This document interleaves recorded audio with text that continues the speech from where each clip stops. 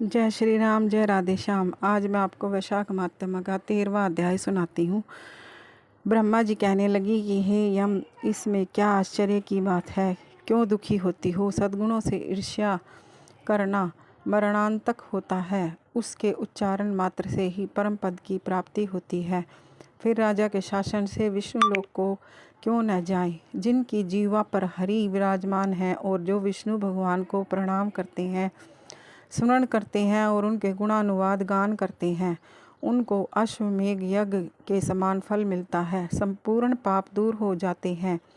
भगवान प्रसन्न होने से विष्णु लोक प्राप्त कर सायुज्यता प्राप्त करते हैं। यज्ञ करने वाले कुरुक्षेत्र या सरस्वती में स्नान करने वालों को तो फिर से जन्म लेना पड़ता है, परंतु वैशाख मास में जो माधव भगवान के धर्मों का पालन करता है, उन पर विष्णु भगवान प्रसन्न होकर सदा इसकी सहायता करते हैं। हे सोरे, उस राजा का प्रभाव मेरे वश में नहीं है, क्योंकि वासुदेव भगवान के भक्तों का अशुभ कहीं नहीं होता। उसको जन्म मृत्यु जरा व्याधि आदि भय नहीं व्यापते। स्वामी के नियुक्त कार्य करने पर देहाधारियों को कुछ अपराध नहीं होता। हे यम, जब तू इस कार्य के करने में असमर्थ है तो तेरा क्या दोष? तू शोक मत कर। ब्रह्मा जी के ऐसे कहने पर यम बहुत दुखी हो दीन वाणी से कहने लगा, हे तात, अब मुझे अपने काम पर जाने की इच्छा नहीं है। इस महावीर्यवान राजा को जब मैं अपने धर्म से चलायमान कर दूंगा, तब कृत्य होऊंगा। हे कृपालु, आज आप मेरे इस कार्य को सिद्ध करा दीजिए। अब मैं फिर शासन करूंगा। यह बात सुन ब्रह्मा जी यम से कहने लगे कि इस विष्णु धर्मपरायण राजा का निग्रह तू नहीं कर सकता। फिर ब्रह्मा जी यम को साथ ले क्षीर सागर में विष्णु भगवान के पास गए और सांख्य योग द्वारा स्तुति करने लगे।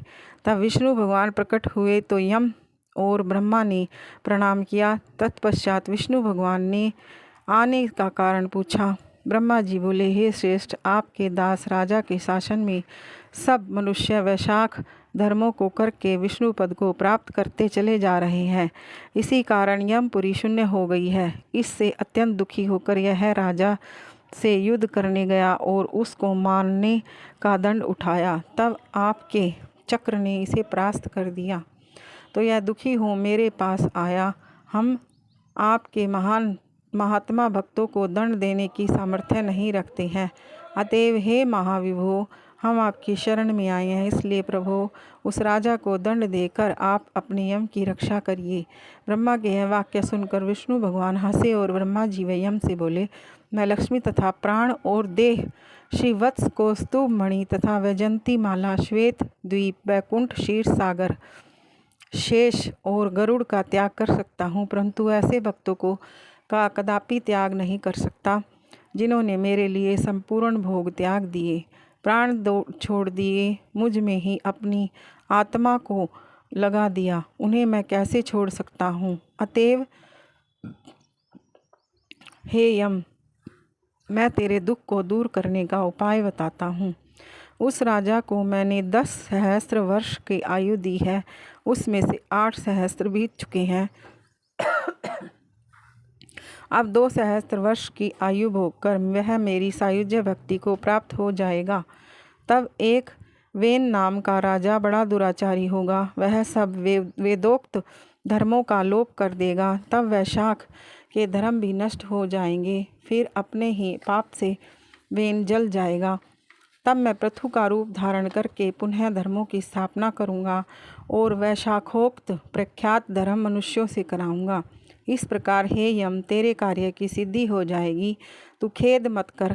वैशाख के धर्म में निष्ठ महात्माओं द्वारा इस वैशाख मास में तुझे भाग प्राप्त होगा।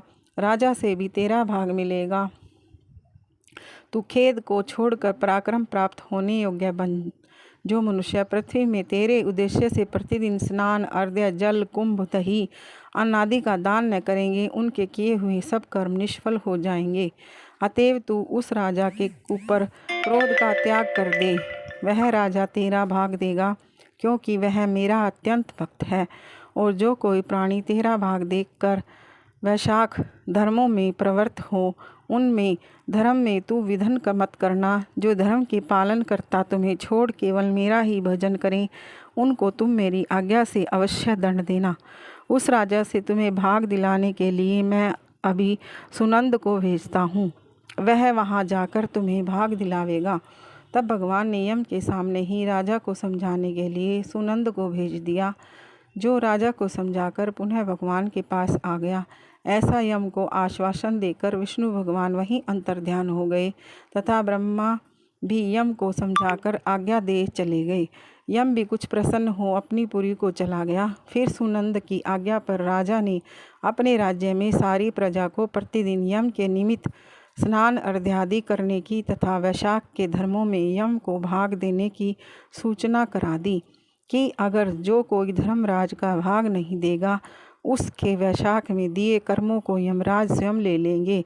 वैशाख की पूर्णमासी के दिन पहले धर्मराज के लिए जल का घड़ा, दही तथा अन्न दान करना चाहिए। फिर पितृश्वरों के निमित्त, गुरु के निमित्त, पीछे जनार्दन मधुसूदन भगवान के निमित्त उनकी प्रतिमा बनवाकर धर्म के चलाने वाले गरीब ब्राह्मण को शीतल जल, दही, अन्न, तांबुल, दक्षिणा और फल कांसे के पात्र में रख अर्पण करनी चाहिए।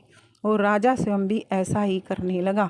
तत्पश्चात राजा अपनी शेष आयु को पूरी कर यथेष्ट भोग पुत्र पुत्रादि समेत बैकुंठ को चला गया। फिर वेन नाम का एक महानीच राजा हुआ। उसने सब धर्म तथा वैशाख धर्मों को लोप कर दिया, अतः सब प्राणी धर्मों को करना भूल गए।